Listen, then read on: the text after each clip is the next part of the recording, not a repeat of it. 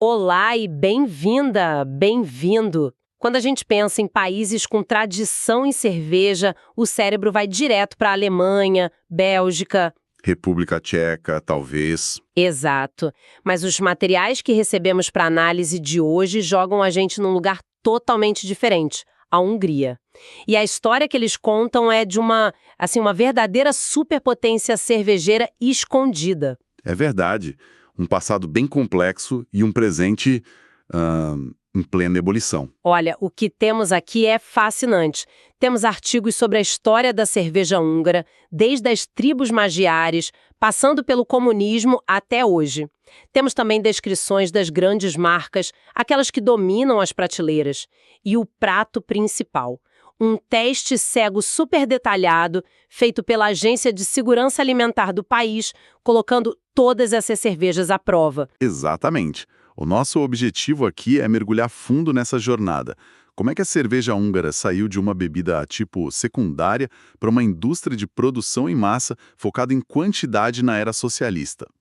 E, o mais importante, como a recente revolução da cerveja artesanal virou esse jogo de cabeça para baixo, forçando os gigantes a se reinventarem. No final, a gente vai ver o resultado prático disso tudo. O sabor. O sabor. É uma história sobre a briga entre tradição, volume e, claro, a busca por qualidade. Perfeito. Vamos começar a desvendar isso, porque a primeira coisa que me vem à cabeça sobre a Hungria são os vinhos Tokaj e a Pálinka, aquela aguardente de fruta. Sim. A cerveja parece correr por fora, mas os textos mostram que é extremamente popular, principalmente no verão. Sim, é uma paixão nacional. E as raízes são profundas. As fontes indicam que a produção de cerveja começou assim que as tribos magiares se assentaram na bacia dos Cárpatos. Quer dizer, assim que começaram a cultivar cevada e trigo. Mas, vamos ser sinceros, a cerveja daquela época não era nada parecida com a de hoje, né? Imagino que não. A qualidade era tão rústica que, por séculos, o vinho continuou sendo a bebida de prestígio. A cerveja como a gente conhece hoje, estilo lager, mais limpa, refrescante, só chegou bem mais tarde. Muito por influência germânica na região. E aí chegamos no ponto que as fontes destacam como grande divisor de águas, o período socialista. Isso me parece um pouco contraintuitivo. Como um regime focado em produção estatal e em massa acabou sendo o motor da indústria cervejeira? Olha, essa é uma ótima pergunta, porque a resposta define o cenário até hoje. O objetivo do Estado não era fazer a melhor cerveja. Era fazer muita cerveja. Exato. Fazer muita cerveja. E que fosse barata o suficiente para todo mundo poder comprar. A qualidade, assim, era a última prioridade. As fontes descrevem um processo industrializado ao extremo, usando ingredientes mais baratos sempre que possível, como milho em vez de puro malte de cevada, tudo para reduzir custos. Entendi. O resultado. Cervejas leves, muitas vezes com pouco corpo, pouco sabor, mas que cumpriam sua função social, sabe? Eram acessíveis e estavam por toda parte. Então ficou essa herança de uma cerveja, digamos, funcional. Barata, popular, mas sem grande... Complexidade. Exato. O que fez isso mudar? Porque hoje o mercado parece ser bem diferente. Então aqui é onde a história fica realmente interessante.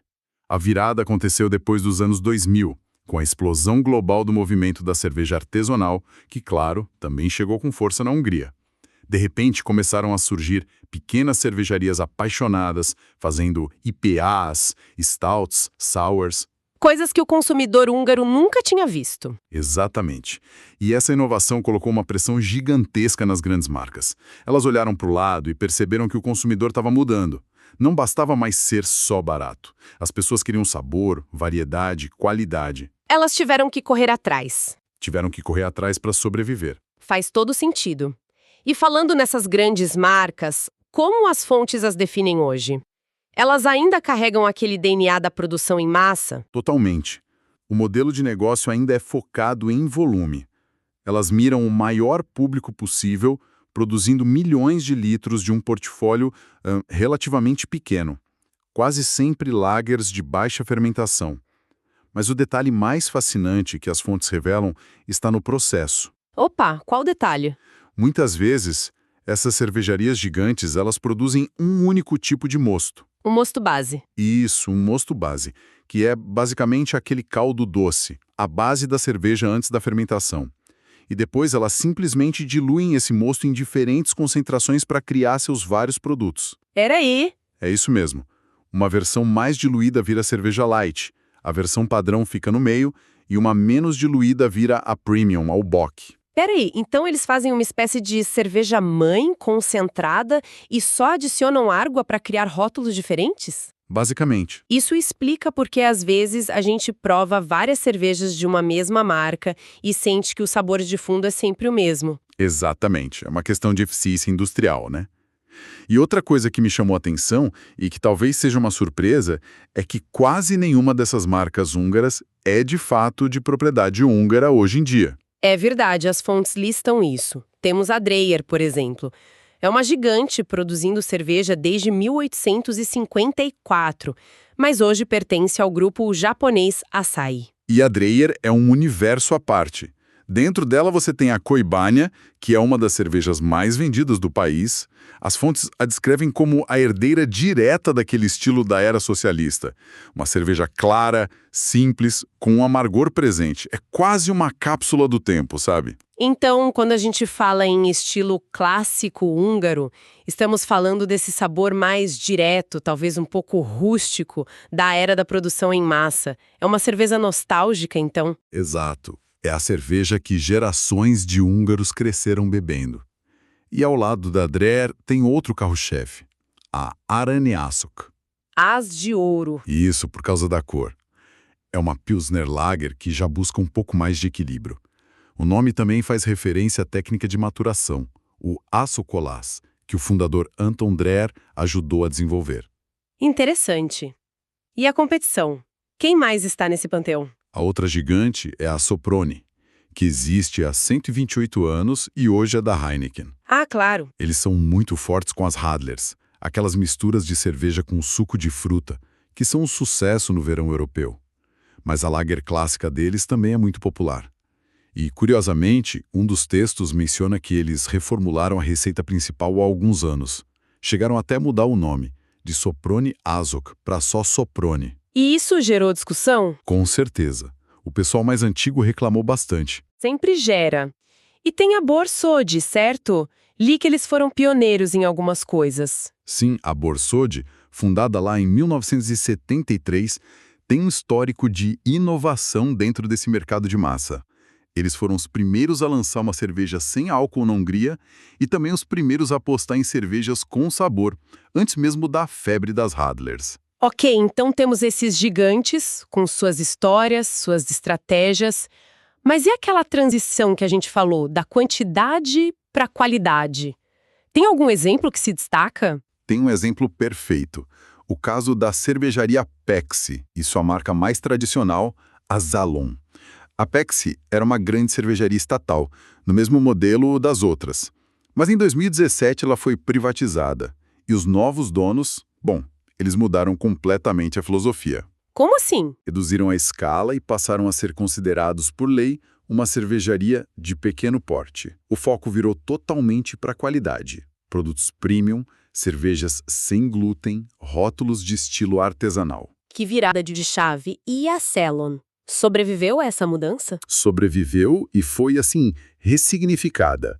A Cellon é um pedaço da história. As fontes dizem que ela ainda é produzida com a receita original de 1907. Nossa. Eles fazem questão de usar ingredientes de alta qualidade. A água kárstica da região de Messec, malte selecionado e o famoso lúpulo de Hallertau. É a tradição sendo tratada como um produto premium, não como uma commodity barata. A Pepsi é a prova viva dessa transição do mercado húngaro. Exatamente. Essa história da Pepsi se reinventando como uma cervejaria quase artesanal é fascinante.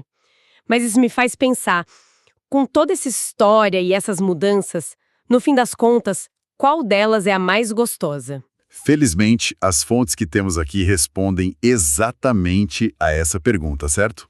Respondem, e de forma bem científica. Temos em mãos a análise da NEB, a Agência Nacional de Segurança da Cadeia Alimentar da Hungria. Eles foram ao mercado, compraram 20 cervejas lager populares. 14 húngaras e 6 estrangeiras, né? Isso, as que vendem bem por lá. E levaram tudo para o laboratório. E o que eles analisaram? Tudo. A metodologia é impressionante. Fizeram análises físico-químicas para checar se o teor alcoólico no rótulo batia com a realidade, mediram densidade, gás carbônico, a cor, e foram além.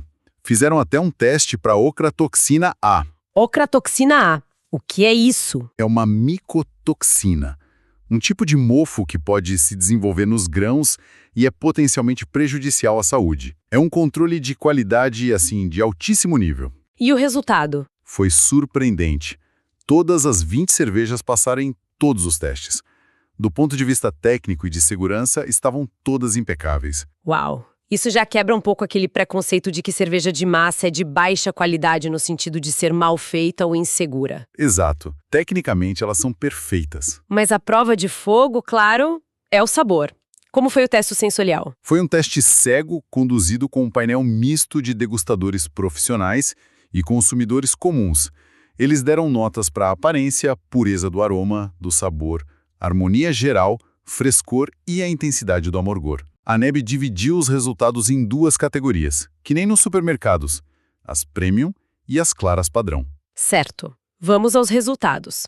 Como foi na categoria Premium? Olha, aqui as primeiras posições foram para marcas estrangeiras bem conhecidas, como Heineken e Budweiser. No entanto, as húngaras Pestisor... A nova fase da cervejaria que falamos. Essa mesmo. E a Dreher Clássica tiveram um desempenho excelente. Foram descritas como muito equilibradas, com boas notas em todos os quesitos, sem nenhum ponto fraco evidente. Interessante que as estrangeiras dominaram, mas as húngaras Premium se seguraram bem. E a Soproni 1895, que também é uma versão Premium, como ela foi? A Soproni 1895 ficou mais para baixo no ranking. A descrição dos degustadores foi que ela tem um perfil mais clássico, sabe? No sentido de ser dominada por um amargor mais acentuado, o que foi percebido como uma falta de harmonia no conjunto. O amargor se sobressaía. Exatamente. Entendi. E na categoria mais popular, a das cervejas claras padrão, a briga do dia a dia. Steffel e Tuborg ficaram no topo. A húngara Borzodi conseguiu uma posição no meio da tabela, com uma avaliação estável, sem brilhar, mas também sem decepcionar. Mas o mais revelador foi o resultado das duas marcas mais tradicionais da Dreher. A Aranyazok e a Kobányai. Como elas se saíram? Foi um contraste perfeito. A Aranyazok foi descrita como suave, de baixa intensidade, com pouco aroma e pouco amargor. Basicamente uma experiência neutra. Quase uma água com gás. Quase isso. Já a Kobányai, a cerveja da nostalgia, foi para o outro extremo. Teve uma pontuação bem mais baixa. E o motivo foi justamente seu amargor forte e uma harmonia considerada menos refinada. E a Soproni? A Soproni padrão ficou no final da lista, infelizmente, com notas mais baixas em quase todos os critérios. Então, analisando os dois casos, parece que uma foi considerada sem graça e a outra agressiva demais para o paladar moderno. Exato. Nenhuma das duas acertou o ponto do equilíbrio que os degustadores procuravam, fica claro um padrão aqui, né? Claríssimo. As cervejas que se deram bem, tanto as húngaras quanto as estrangeiras, foram as que conseguiram entregar equilíbrio. Harmonia entre o dulçor do malte, o amargor do lúpulo, o frescor e a limpeza do sabor. As cervejas que eram dominadas por uma única característica, principalmente o amargor intenso, ou que não tinham característica nenhuma, acabaram sendo penalizadas na degustação cega. O paladar médio, hoje, busca complexidade equilibrada. Então, se a gente juntar todas as peças, o que essa análise nos diz sobre a cerveja húngara hoje? Parece uma indústria em um momento de profunda transformação. Sem dúvida. A gente vê a história toda se desenrolando nos resultados desse teste. A cerveja húngara saiu de uma nota de rodapé, virou um produto de massa controlado pelo Estado e agora está sendo forçada a se sofisticar. Pela concorrência artesanal e pela mudança no gosto do consumidor. Exatamente.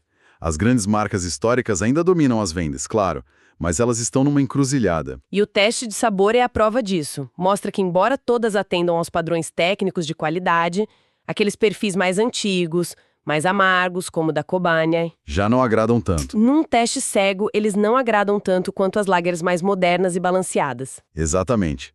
E, ao mesmo tempo, vemos uma marca como a Pet, que fez uma aposta consciente em sair do jogo do volume para entrar no jogo da qualidade e está sendo recompensada por isso na avaliação sensorial. Eles entenderam o recado. Eles entenderam para onde o vento está soprando. É o retrato perfeito de um mercado, onde o legado e a nostalgia competem em tempo real com um paladar que se tornou mais exigente. No fim, a história da cerveja húngara parece ser um espelho da própria história do país. Saiu de uma era imperial, passou pelo socialismo com seus produtos padronizados e agora está mergulhada num mercado globalizado, competitivo. E essa tensão entre o clássico de massa, que muitos ainda amam, e a demanda por novos sabores está acontecendo agora, todos os dias na gôndola do supermercado. Isso me deixa com uma questão para refletir. As fontes mostram que essas marcas icônicas, Dreyer, Soproni, Borsud, todas pertencem a conglomerados estrangeiros. À medida que elas se adaptam aos gostos globais e modernizam suas receitas para competir melhor, como a gente viu no teste, o que exatamente faz com que uma cerveja continue sendo húngara? Boa pergunta. É a receita original que, como vimos, pode mudar. É a fonte da água. É só o nome histórico estampado na lata. Ou será que a identidade de uma cerveja é algo mais intangível, uma memória cultural que resiste mesmo quando todo o resto se transforma? É algo para se pensar na próxima vez que se abrir uma delas.